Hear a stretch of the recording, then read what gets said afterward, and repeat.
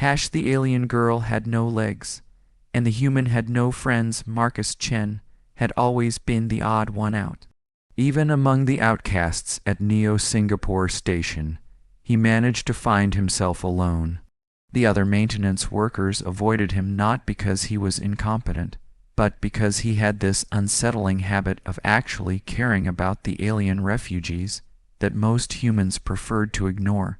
While his colleagues complained about the strange smells and weird customs of the non-human inhabitants, Marcus found himself genuinely curious about their stories. The station orbited between 3 different star systems, serving as a neutral trading post and refugee center. Humans made up about 60% of the population, with the rest being a mix of various alien species fleeing wars, economic collapse, or persecution from their home worlds. Most humans kept to their own sections, but Marcus had always wandered through the alien quarters during his off hours, much to the disapproval of his supervisors. That was how he first noticed her, the small blue-skinned girl who moved through the lower-level corridors on what appeared to be a sophisticated hovering device. Her species was unfamiliar to him, with large silver eyes that seemed to take in everything around her and delicate features that reminded him somehow of carved crystal. What struck him most was how she moved with such grace despite her obvious disability, and how other aliens seemed to step aside respectfully when she passed. The girl appeared to be around 16 in human years, though Marcus knew that aging among alien species was often impossible to judge accurately. She had long white hair that flowed behind her like liquid mercury, and wore simple robes that seemed to shimmer with their own inner light. Her hovering device was clearly advanced technology, far beyond anything the station normally saw, and Marcus found himself wondering about her story. For weeks he observed her from a distance during his maintenance rounds. She seemed to spend most of her time in the station's small library, which was located in the neutral zone between human and alien sections. The library was one of the few places where different species actually mingled, though even their most groups kept to themselves. The girl, however, appeared to be completely alone. Marcus noticed that she would spend hours reading from various data tablets, switching between what appeared to be different alien languages with ease. Sometimes she would pause and stare out the large viewport that showed the swirling colors of the nebulae beyond. During these moments, her expression would become distant and sad in a way that made Marcus want to approach her, but he never found the courage. The breakthrough came when Marcus witnessed 3 human teenagers cornering her near the library entrance. The boys were from the station's small school, and had the cruel, confident look of bullies who had found an easy target. They began making comments about her appearance and her hovering device, calling her a freak and suggesting she should go back to whatever planet she came from. Marcus watched as the girl tried to ignore them, but the boys became more aggressive. One of them reached out and tried to grab her hair, while another made a crude gesture toward her legs. That was when Marcus finally moved. He stepped out from behind the maintenance panel he had been working on and walked straight toward the group. The boys saw him coming, and their confident expressions faltered. Marcus was not particularly large or intimidating, but he had the look of someone who worked with his hands and was not afraid of confrontation.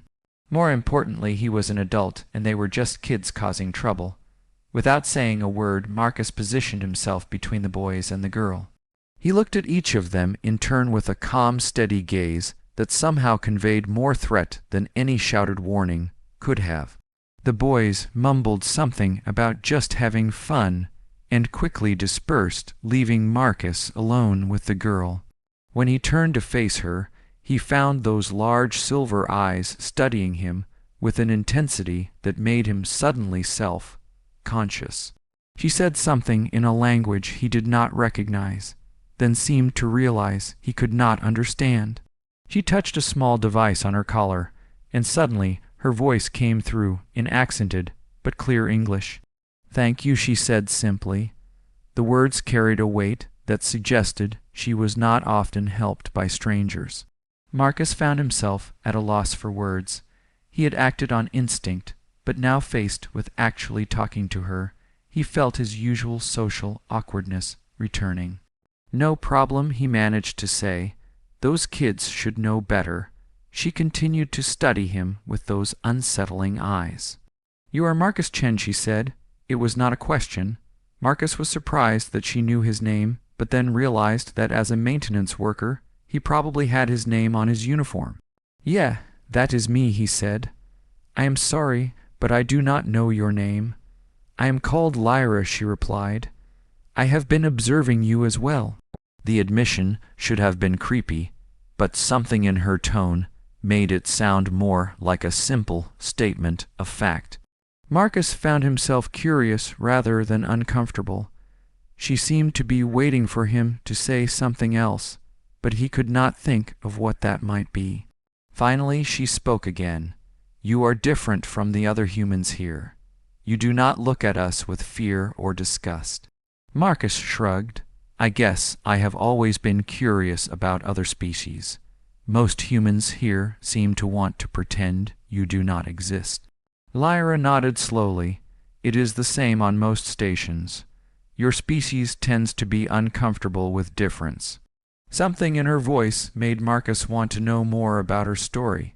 "If you do not mind me asking what happened to your legs," he said, then immediately regretted the question. "I am sorry, that was rude of me," but Lyra did not seem offended. "I was born this way," she said. "My people call it a blessing, though others might see it as a curse." Marcus waited for her to elaborate, but she seemed disinclined to say more. Instead, she gestured toward the library entrance. "Would you like to join me?" she asked. "I find that books are often better company than people." Marcus glanced at his maintenance schedule and realized he was ahead of his work for the day. "Sure," he said, "I would like that." As they moved into the library together, Marcus noticed how other patrons reacted to them. The humans stared with barely concealed hostility, while the aliens seemed curious but respectful. Lyra appeared oblivious to all of it, navigating to a corner table, where she had apparently set up a kind of permanent study space. The table was covered with data tablets displaying text in at least 6 different alien languages. Marcus recognized a few of the scripts, but could not read any of them. Lyra noticed his interest and touched her translation device again. "I am studying comparative literature," she explained. Stories from different worlds often reveal more about a species than their official histories. Marcus found himself genuinely interested. "What have you learned about humans?" he asked. Lyra smiled for the first time since he had met her. "Your species tells stories about individuals who overcome impossible odds," she said. "You celebrate the lone hero who stands against overwhelming forces. It is quite different from most other species." "How so?" Marcus asked. "Most species tell stories about communities working together," she explained, "about the importance of fitting in and following established patterns. Human stories often celebrate the opposite, the rebel, the outcast, the one who refuses to conform." Marcus had never thought about it that way, but he could see her point. He found himself settling into the chair across from her, and for the first time in months felt like he might actually have found someone to talk to. That was the beginning of an unlikely friendship. Over the following weeks, Marcus found himself spending more and more time in the library with Lyra. She was incredibly intelligent and well, Reed having apparently spent her entire life studying the cultures and languages of different species. Marcus discovered that she spoke fluent English along with at least 12 other languages, and could read in even more. Lyra told him that her people were called the Ethereals, and that they came from a world with lower gravity than most inhabited planets. The lack of legs was indeed considered a blessing among her people, as it meant she was naturally adapted to zero-gravity environments and had developed enhanced mental capabilities to compensate. Her hovering device was actually a form of bio-mechanical symbiosis that had been grafted to her nervous system at birth. In return, Marcus shared stories about his own life growing up on Earth before joining the colonial service. He had always felt like an outsider, even among his own species, and had joined the service partly to escape the conformity of Earth society. His assignment to Neo Singapore Station was supposed to be temporary, but he had found himself staying longer than planned, partly because he did not have anywhere else he particularly wanted to go. Their friendship did not go unnoticed by the other station residents. Marcus began to face increasing hostility from his human colleagues, who saw his association with Lyra as a betrayal of some kind. The alien residents seemed more accepting, but Marcus could sense that they viewed him with suspicion as well. It was as if both sides expected him to choose a team, and his refusal to do so made him suspect to everyone. The situation came to a head when Marcus' supervisor called him into his office for what was supposed to be a routine performance review. Commander Hayes was a career military officer who had little patience for what he saw as Marcus' eccentric behavior. "Chen, I am going to be direct with you," Hayes said as soon as Marcus sat down. "Your work performance has been acceptable, but your off-duty activities are becoming a problem." Marcus felt his temper rising, but kept his voice level. "I was not aware that my personal time was subject to review, sir." Hayes leaned back in his chair. "Everything that happens on this station is subject to review, son. You have been spending an unusual amount of time with one of the alien refugees, and it is making people uncomfortable." "Which people?" Marcus asked. Hayes waved his hand dismissively. "That is not important. What is important is that you understand your responsibilities as a human citizen of this station." Marcus felt something cold settle in his stomach. "With respect, sir, I was not aware that my citizenship required me to avoid talking to non-humans." Hayes' expression hardened. "Do not get smart with me, Chen. You know exactly what I am talking about. That alien girl you have been spending time with is not your responsibility, and frankly, it looks strange." Marcus stood up abruptly. "Strange how, sir?" Hayes seemed to realize he had said too much. "Sit down, Chen." "Look, I am not trying to be the bad guy here, but you need to understand the situation. We have a delicate balance on this station between different species. When humans start forming close relationships with aliens, it can cause problems." "What kind of problems?" Marcus asked. Hayes sighed. "The kind that lead to incidents. The kind that make my job harder. The kind that could get people hurt." Marcus felt a chill run down his spine. "Are you threatening her, sir?" Hayes held up his hands. "I am not threatening anyone. I am simply pointing out that your behavior is being noticed, and not everyone approves. It would be better for everyone if you kept your distance." Marcus looked at his supervisor for a long moment. "Better for everyone except Lyra and me," he said finally. Hayes nodded. "Sometimes we have to make sacrifices for the greater good, Chen. That is what being part of a community means." Marcus turned and walked toward the door. When he reached it, he paused and looked back at Hayes. "With respect, sir, I think you have that backwards. I think being part of a community means looking out for people who do not have anyone else to look out for them." Before Hayes could respond, Marcus walked out of the office. He knew he had probably just ended his career on the station, but for the first time in months, he felt like he had done something right. When he found Lyra in the library that evening, she took one look at his face and seemed to understand what had happened. "You spoke to your supervisor," she said. "It was not a question." Marcus nodded. "He suggested that our friendship was causing problems." Lyra was quiet for a long moment. Perhaps he is right, she said finally. Perhaps it would be better if we did not spend so much time together. Marcus felt something twist in his chest. Do you want that? He asked. Lyra met his eyes. What I want is not always what is best, she said.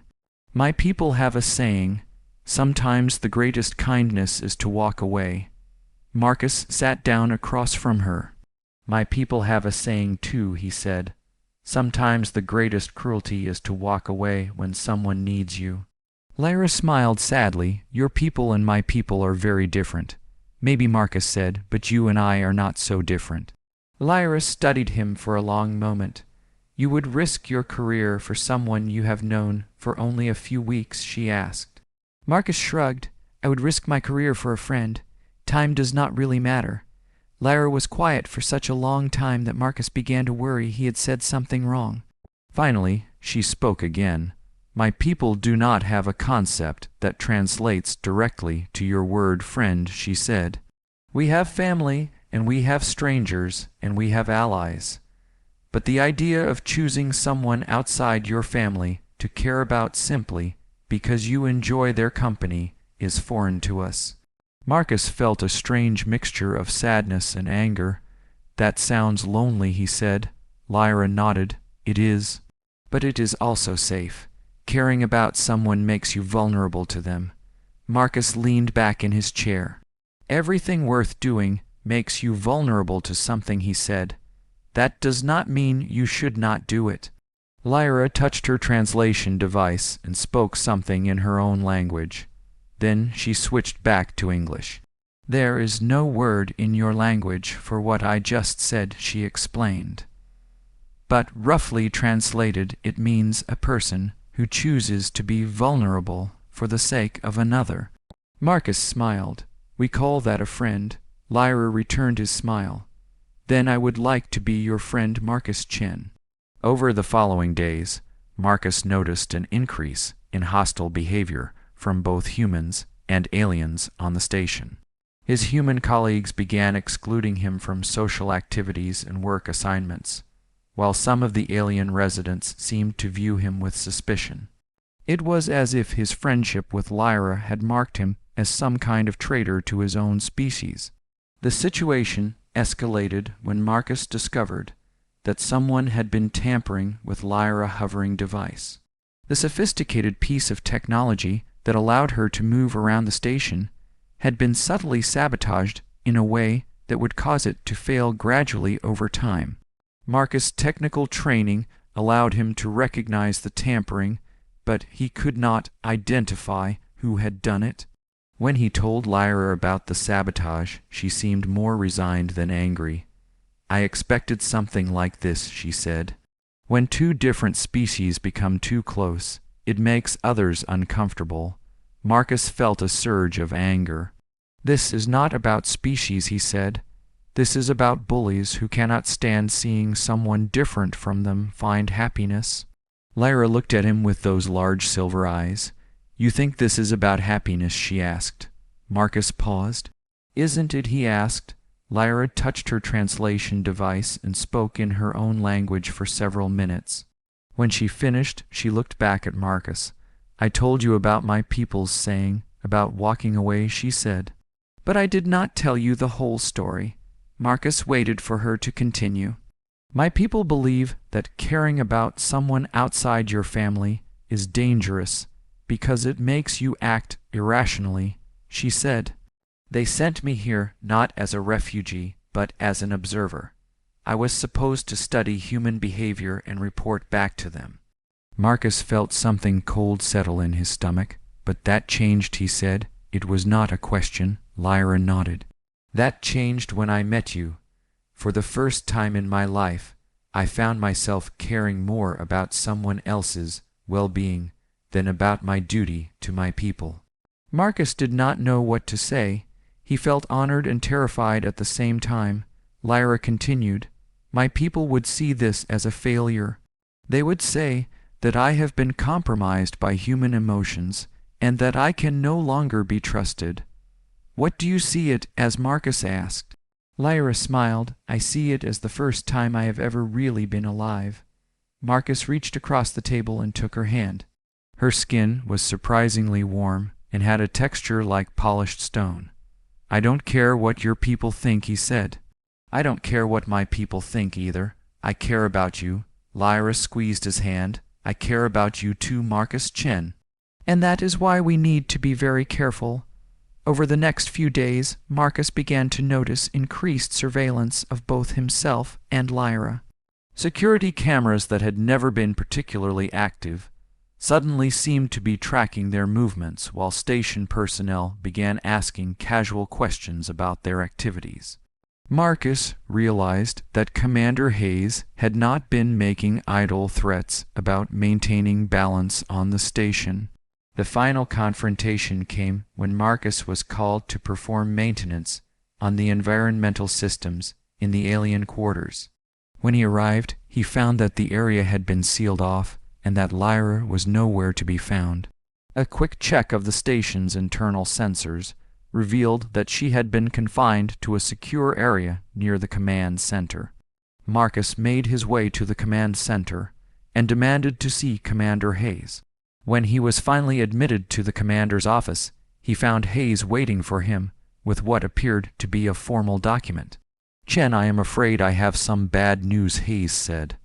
"The alien you have been spending time with has been identified as a security risk.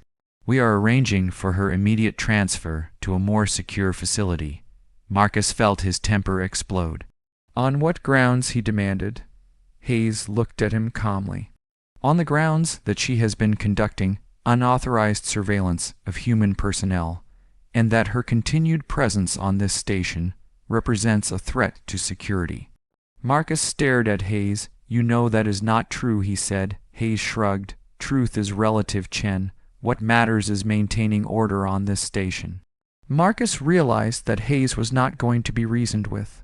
"Where is she?" he asked. Hayes smiled thinly. "That is classified information, but I can tell you that she is being well cared for and that her transfer will be completed within the next few hours."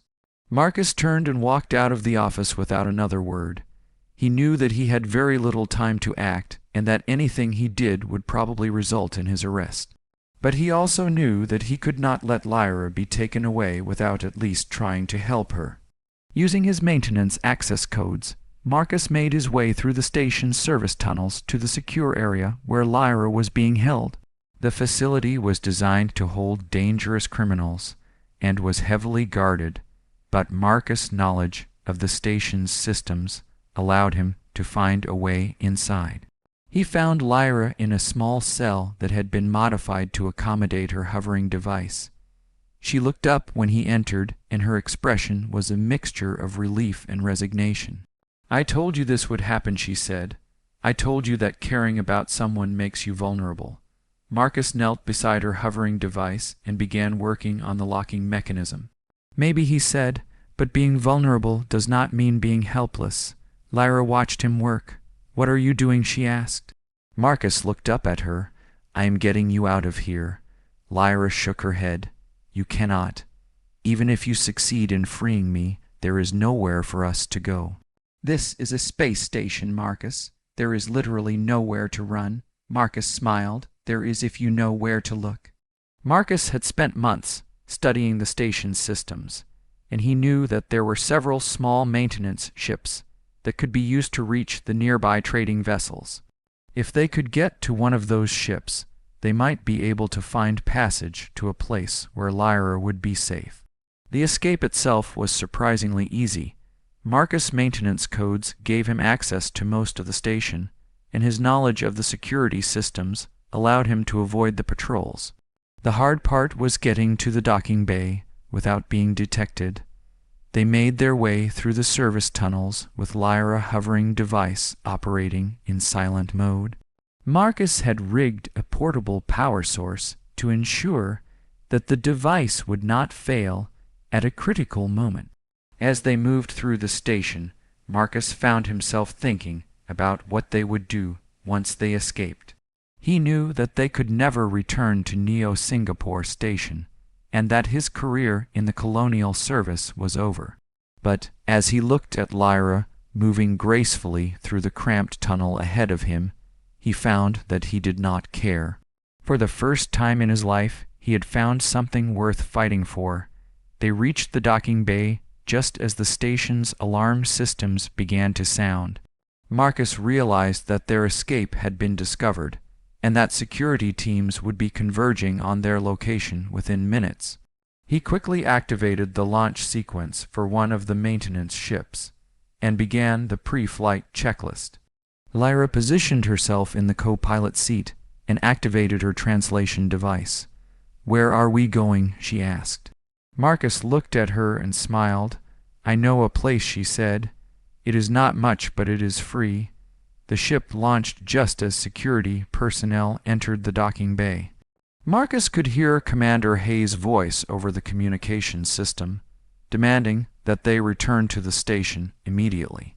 Instead, Marcus engaged the ships faster, then light drive and set course for the Outer Rim territories. As they flew through space toward an uncertain future, Marcus found himself thinking about what Lyra had said about human stories. She was right that humans celebrated the individual who stood against overwhelming odds. But what she had not mentioned was that the best human stories were about people who chose to stand together against those odds. Marcus looked over at Lyra and realized that for the first time in his life he was not alone. He had found someone who understood what it meant to be different, and who was willing to face an uncertain future rather than accept a safe but empty existence. Lyra seemed to sense his thoughts. She reached over and took his hand. "Thank you," she said, "for showing me what it means to choose vulnerability over safety." Marcus squeezed her hand. "Thank you," he said, "for showing me what it means to have a friend." As their ship disappeared into the vast expanse of space, Marcus, Chen, and Lyra began a new chapter of their lives. They had left behind everything they had known, but they had found something that neither of them had ever really had before. They had found each other, and in doing so they had discovered that sometimes the greatest adventures begin not with a destination, but with a decision to refuse to walk away from someone who needs you. The galaxy was vast and full of dangers, but it was also full of possibilities. And for the first time in either of their lives, Marcus and Lyra faced those possibilities together, knowing that whatever challenges lay ahead, they would face them as friends.